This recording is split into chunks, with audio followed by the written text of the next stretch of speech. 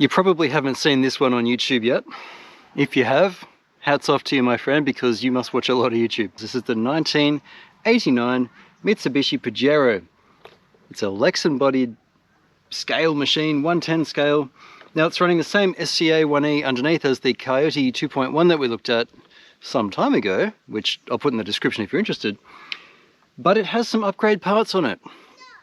And it's got a bit of a story as well. First thing to let you know, this is a limited edition according to their sticker. And I understand that, what was it, on their website they said once these are gone, they're gone. They're not making any more of them. It was a limited edition run. And good on them. I've actually been in touch with Carisma since getting this thing.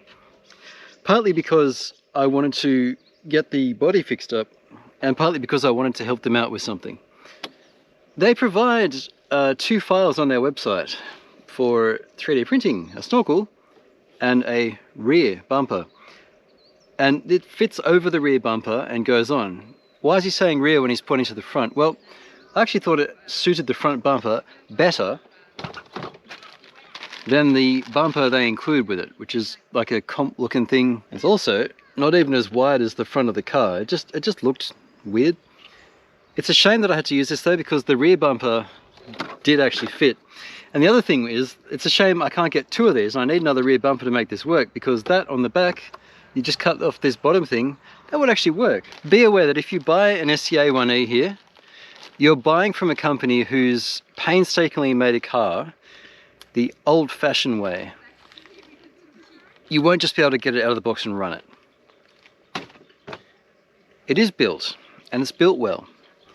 And they include their little programming box for their ARC-1 ESC. And just a little hint there, the ARC-2 from Carisma, everyone talks about the WP1060, but the ARC-2 is a beautiful, beautiful ESC. So is the ISDT 70 and 90 now, actually, but the ARC-2 from Carisma, I rate that ESC. I have no affiliate links, nothing to give you, although I'll link it in the description if I can find one. I think AGTs might sell it. It's about this big. It's smaller than the 1080, the actual ESC itself, and it's a great little ESC. Now, and I put that in my BRX1, so if you want to hear more about that, check my BRX1 video out. So when you get the thing, there's some dressing to do. I really want to like this car, and you know, I do like this car, but it's got some oddities to it. It's got nice scale sized wheels and tires, that's great. There are no wheel wells, no interior, but you know, we can address this, that's okay. The body though, actually, you might notice it's actually cut kind of flat because the body originally came down to here. You had the sliders which have a plastic cover over them so that they could stick Velcro to it. The actual body went down like, I think it was 12 mils lower than the sliders, which makes the sliders useless, except for providing side structure, which is nice. But I've cut that off and tried to make it look all right, and it does, look, the stickers weren't on properly either, like they should have been pressed into the corner then rolled down instead of being just slapped over it, so you got these massive air pockets on each side. It's a shame because the completion on this thing, which is clearly meant to be a scale beauty, it's just lacking a little bit. Like the way they've stuck the stickers on, if you could get this as a kit, I'd recommend it, because then you can be a bit more careful, because you're not going to buy this car for performance. If you've seen my SCA-1E Coyote video from 2021, you might remember I had the strongest criticism I had of it, and it wasn't particularly strong, it was more gentle. You know what I'm like with this stuff, I try and be reasonable, right? But it's chassis mounted servo with no panhard, but with 4-link steering, and that means, as you probably will know, bump steer is going to be present. If you had servo on axle, then you wouldn't have a problem with 4-link. If you had chassis mounted servo and panhard and just 1-link up top, you wouldn't have a problem. But yeah, 4-link and chassis mounted servo don't go together. That said, it's not terrible, but there is quite a bit of slop in this. Again, that's partly because there's no panhard. So a panhard link does a couple of things, right? But in this case, the panhard would be mounted up there, it would anchor down on the axle, which doesn't even have a point for a panhard, unfortunately.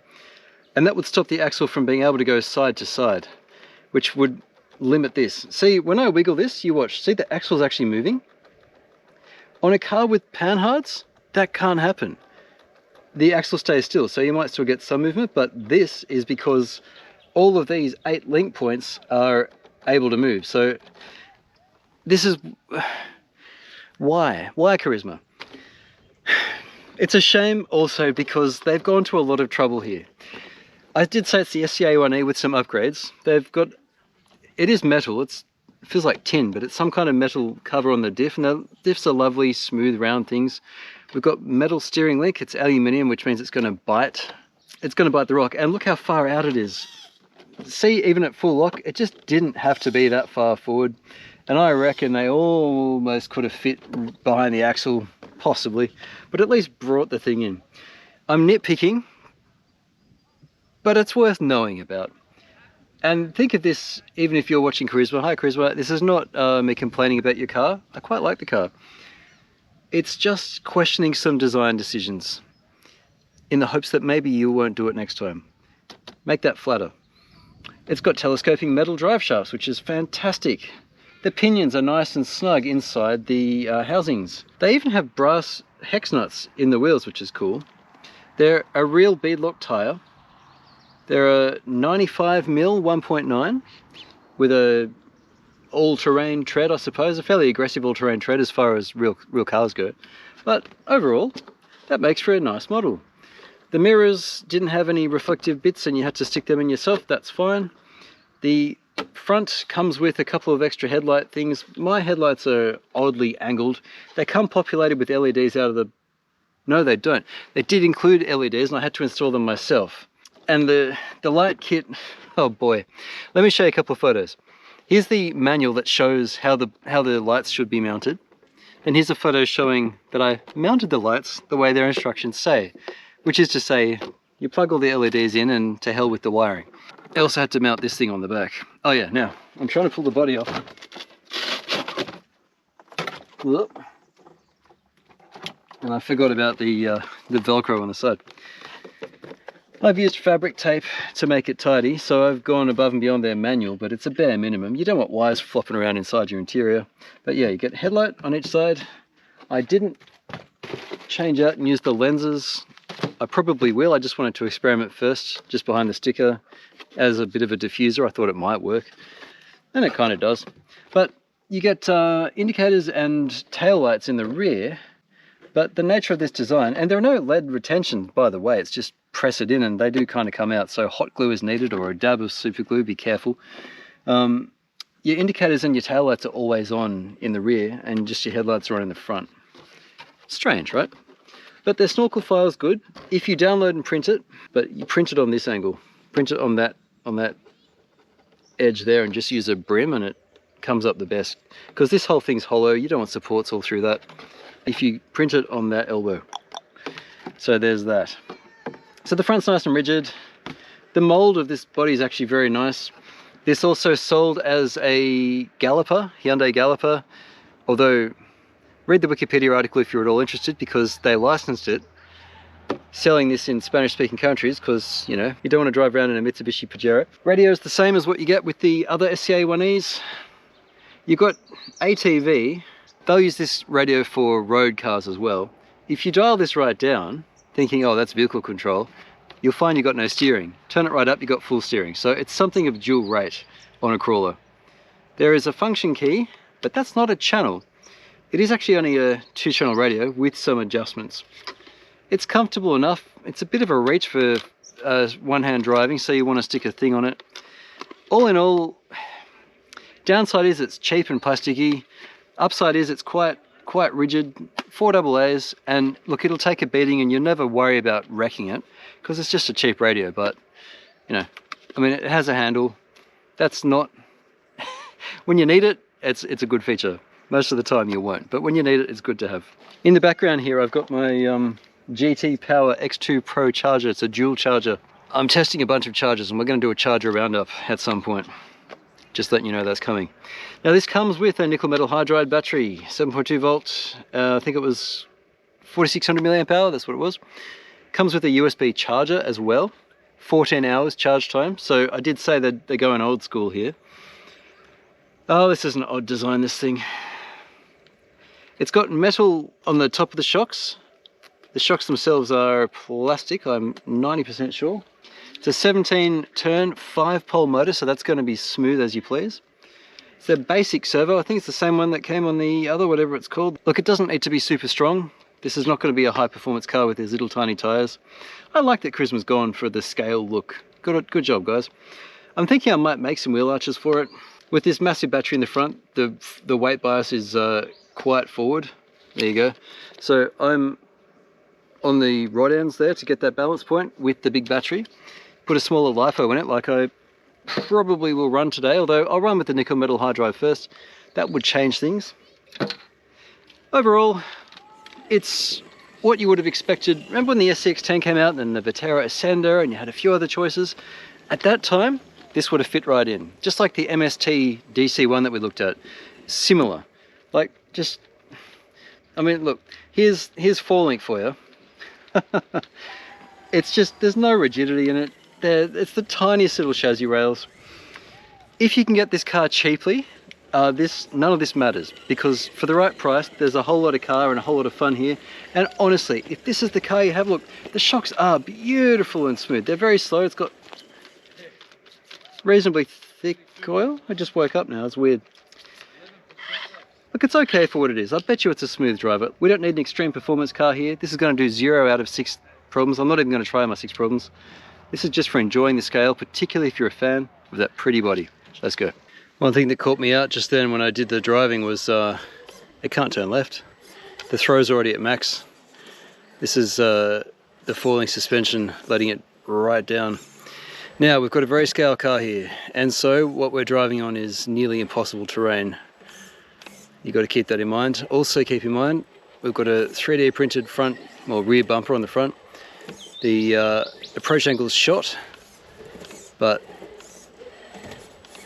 the aim of this game is scale, and so the enjoyment you'll find is therefore to be in the running of a beautiful scale car, rather than, this is that's full left, okay, rather than in struggling, rather than having high performance is what I'm saying. I'm saying struggling because I'm struggling. Gosh, it's awful steering. So a real car is unlikely to get up this. Our Tracer from before made it up by the skin of its teeth, but never having driven this car, which is lighter, nor having used its tyres before, nothing ventured, nothing gained, right?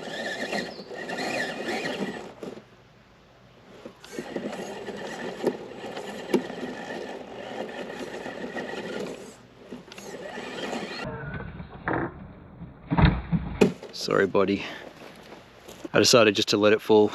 It doesn't weigh much, that's a plus. So, how's it feel to drive? Well, the throttle is predictable. Reverse is actually quite slow, so this little ESC can't handle a high-speed reverse. The drag brake is slow, but I haven't tuned it yet, and it probably has better braking than that, probably. But even if it doesn't, for this kind of car, that's actually about right, honestly. You could almost call it aggressive for trail driving.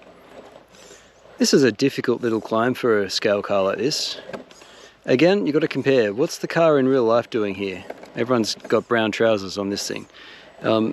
This is a difficult climb, so good for it. I like these tyres. They're actually pretty good. That's full left. That's full right. I don't think I'm being unfair to call it awful. That's just, honestly, that's terrible. Oh, now, it was weaker in reverse. So what about front? Look, the front drag brake's good. That's just on drag brake. And at full lock, by the way. It's not going to side hill terribly well because it's got a lot of body up there, but it is just a lightweight body. And look, it is very controllable. We're probably going to fall down to the left, honestly. Got to be careful here. Oh, that's very extreme. And look how smooth that is. The motor is gorgeous and smooth. That's just the back of that very low-hanging body. Nothing wrong with that. For a scale car, look how the suspension's moving. For a scale car, that's I mean, that looks pretty realistic, honestly. I mean, it's going too fast, but this is where this car makes sense, honestly. Driving scale, that's where it makes sense. That's very attractive. You know what? There's a thumbnail photo there. So we've got a few things to overlook here and look, a few things to fix. If you stick a panhard on it, look, even the servo's fading onto this thing. It's definitely not without weaknesses, but for a trail car that I'm treating about as roughly as you're ever gonna crawl with it, it's predictable. This platform is not terrible. It's not a terrible platform. It's in need of some help though. I reckon if we fix the steering, it might be all right. Again, we're only on 2S, and you can run 3. If you get this thing, plan for 2. Oh, look how that's working. Isn't that nice? So maybe a little bit of preload would be nice in the rear, just to pick it up a shade. But I mean, that's not every crawler can do this. For what it is, it's growing on me.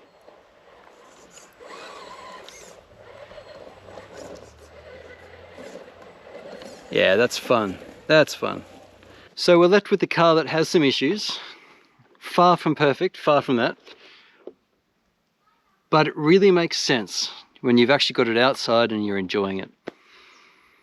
If you're into this particular body, if you had one growing up, your parents did, you know, it's an easy sell, I think.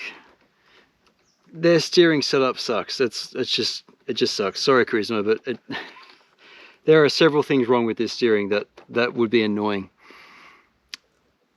I think we might see if we can engineer a panhard onto this somehow. I'd like to get it some wheel wells and maybe even just a basic polycarbonate interior. I'll make it fit from some other car. We owe it that, because I mean, look at it. It's a stunning recreation of a very popular, reliable car that there are still on Australian roads. We still see them today. They're all around the place. It's a decent car. This thing even came with the V6 as well as the V4s and some diesels. Let me know what you think in the comments. Would you have one? I mean, it's just so bad. It's so bad. It's at full throw there too. So, oh dear. Yeah, let me know what you think. Thanks for watching, guys. Throw me a like. Big thanks to my channel supporters. As always, you guys rock. Really appreciate you. And I'll catch you again on RC-TNT, and we're going to start looking at some fast stuff too. Catch you next time, guys.